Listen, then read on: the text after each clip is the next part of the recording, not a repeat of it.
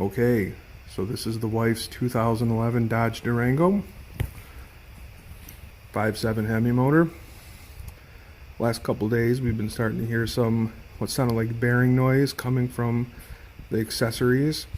Thinking it might have been an idler or some other pulley that was giving up the ghost. So on my afternoon drive, I noticed that the alternator light came on.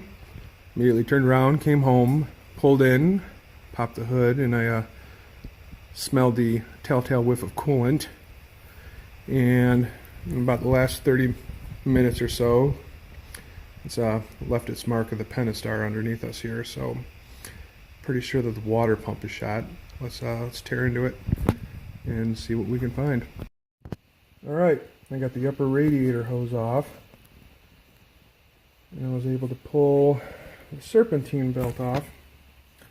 This right here's our water pump, and you can clearly see it's definitely not supposed to do that. There should be almost no run out. Well, that's definitely the bearing noise that we're hearing, and you can hear that as I do that, coolant is leaking down on the bottom. So we got a couple hard hoses that go deep underneath the manifold connected to the water pump.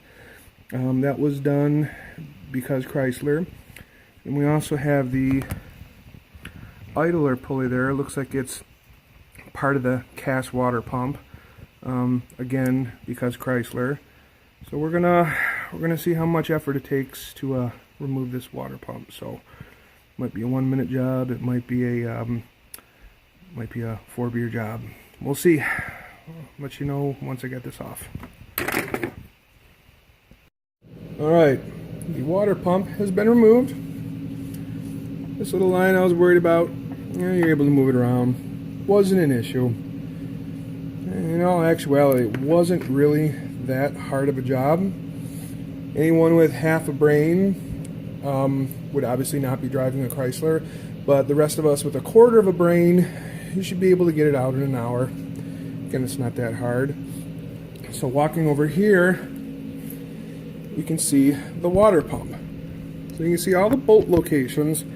This guy down here, this was hidden behind the idler. So with the idler in place in the car, you couldn't see it, which is okay. So that was the last one to come out. This one's a little hard to get to, but they're all pretty straightforward. Like I said, it didn't really take much effort.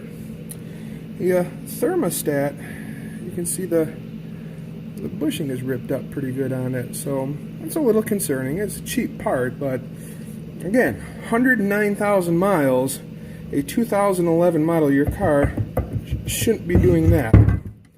And you can clearly see, yeah, so instead of doing this, instead of finishing this glorious project tonight, I'm instead working on this bullshit in this 2011 Dodge Durango with 109,000 miles. So, being that Chrysler Tech Center is only about 5-6 miles away, I'll probably be hucking this out the window at CTC, I don't know, sometime 7:30 tomorrow morning as I drive by an I-75.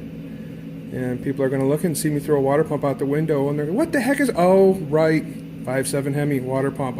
Yeah, I can empathize. So, take it in note, folks. 109,000 miles, 2011. Shouldn't be happening, but it did, because Chrysler.